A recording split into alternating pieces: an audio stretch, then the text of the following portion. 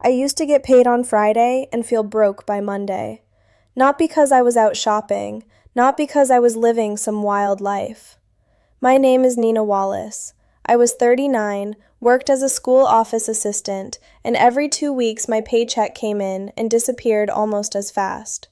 Rent took a bite, car insurance took a bite, groceries, gas, my phone, school stuff for my son, little bills I forgot were coming, and a few small debt payments kept taking the rest.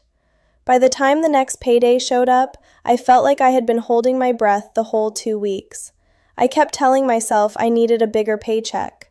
What I really needed was a plan for the paycheck I already had. For a long time, payday felt good, for about 10 minutes. I'd see the deposit hit my account and think, okay, I can breathe now. Then the bills would start moving. Rent, car insurance, phone, internet, groceries, gas, a credit card payment, a payment on an old medical bill, something for my son's school, then something I forgot about. By Monday, most of the check was already gone. That was the part that bothered me. I wasn't broke because I didn't work. I worked every week. I showed up. I had a steady job at a school office. I answered phones, handled parents, helped with paperwork, kept track of forms, smiled when I didn't feel like smiling. Then I went home and tried to keep everything together there too. I wasn't careless with money, but I also wasn't in control of it. That was hard to admit, because when you're always short, people assume you're doing something crazy. They think you're shopping every weekend. They think you're ordering food every night. They think you're bad with money because you like being bad with money. That wasn't my life. My life was regular, too regular. The same bills, the same pressure, the same feeling that my paycheck was already gone before I even got to use it. I used to tell myself I just needed more money, and to be fair, more money would have helped. I'm not going to pretend it wouldn't. But one day I had to ask myself something. If I got a raise and kept handling money the same way, would I actually breathe easier, or would the new money just disappear too? That question bothered me because I already knew the answer. I had gotten small raises before, not huge ones, but enough where I should have felt some difference. Somehow, I didn't. The check got a little bigger, the spending stretched right along with it. A little more takeout, a little more convenience, a little more help for family, a little more I'll catch up next check. Then next check came, and I was still catching up. I didn't have a paycheck plan. I had bills, guesses, and hope. Hope is not a plan. I learned that the hard way. The turning point came one Sunday night. I was sitting at the kitchen table with my notebook, my phone, and a stack of bills. My son was in his room. The house was quiet. I was trying to figure out how I had gotten paid 2 days earlier and already felt nervous about the next 12 days. I kept looking at my bank app like it was going to explain itself. It didn't. So I started writing things down. Not the pretty version, the real version. I wrote down every bill that had to be paid before the next check. Then I wrote down gas, then groceries, then lunch money, then my son's school expenses, then the subscriptions I kept forgetting about, then the small debt payments, then the things that didn't happen every check but always showed up eventually. Haircuts, medicine, car maintenance, birthday gifts, school pictures, clothes, laundry supplies, household stuff. That's when I saw the problem. I wasn't just paying bills. I was pretending irregular expenses were surprises. They weren't surprises. They were just expenses I hadn't planned for. That made me feel a little foolish at first. Then it made me feel relieved. Because if I could name the problem, maybe I could do something with it. I had been treating every paycheck like one big pile of money. It came in, everything came out of the same place. Bills, food, gas, spending, emergencies, little treats, forgotten charges, all of it. So I never really knew what was safe to spend. If I had money in the account, I thought I had money. Then 3 days later, something would clear, and I'd realize I didn't. That was the first thing I changed. I stopped looking at my balance like it was the truth. My bank balance only told me what was there. It didn't tell me what that money already needed to do. So I built a paycheck plan. Nothing fancy. No complicated app, no color-coded spreadsheet. just a notebook and a calculator. I started with the next 2 weeks, not the whole year, not some perfect budget, just the money coming in and what needed to happen before the next payday. First, I wrote the paycheck amount at the top. Then I listed every must-pay bill due before the next check. Rent didn't come out of every paycheck the same way, so I split it. That helped. Instead of letting rent destroy one check, I started setting aside part of it from each check. Same with car insurance, same with anything I knew was coming. Then I made a realistic grocery number, not the fake number I wanted to believe, the real one. I had been writing down grocery money like food prices were still what they used to be. They weren't. So every time I guessed low, I ended up using money from somewhere else. Then I'd blame myself. But the real problem was that my plan was built on numbers that weren't true. I gave groceries a number that made sense, then gas, then my son's school and personal needs, then debt payments, then a small amount for spending. That last part mattered. Before, I'd try to spend nothing. That never lasted. I'd be strict for 3 days, then tired, then I'd buy something small and feel like I had messed up. Then once I felt like I had messed up, I'd stop tracking. So this time I gave myself a little money on purpose. Not a lot, enough to keep the plan from feeling like punishment. That was new for me. I always thought budgeting meant saying no to everything. It didn't. Budgeting meant deciding ahead of time what yes I could afford. Then I made one more category, before next payday cushion. That was the money I wanted still sitting there the day before the next check. At first, the number was small, $20. That was it. I know $20 doesn't sound like much, but when you're used to reaching payday with nothing, $20 feels like room. The first time I made it to the next payday and still had money sitting there, I felt different. Not rich, not fixed, just less trapped. That was the first little breath. After that, I started using a simple rule as a target, not as a way to shame myself. I had heard people talk about budget percentages. Some say 50, 30, 20. Some say needs, wants, savings. Some say save this percent, spend that percent. At first, I hated those rules because my real life didn't fit them.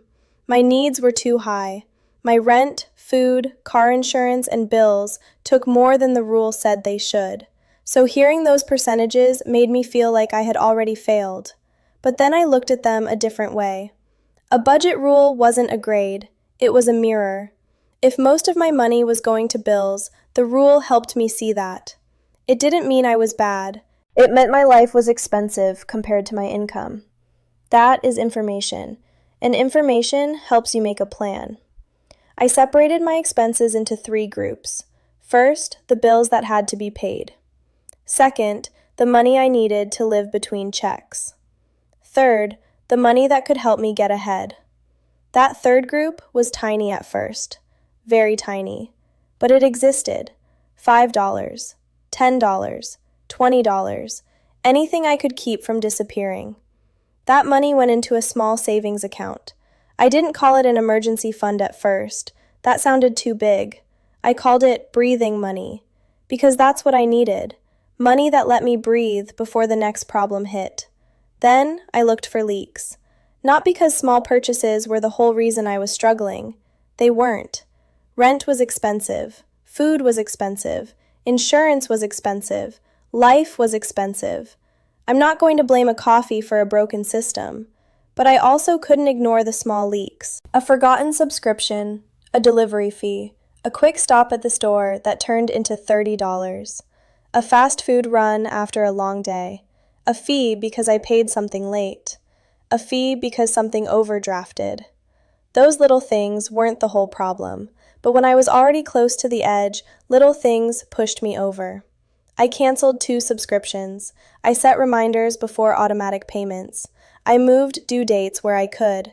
I called one company and asked if they could change my billing date so it lined up better with my pay schedule. That helped more than I expected. I also stopped paying bills the moment I got paid just because I was scared. That sounds strange, but it mattered. I used to pay everything right away.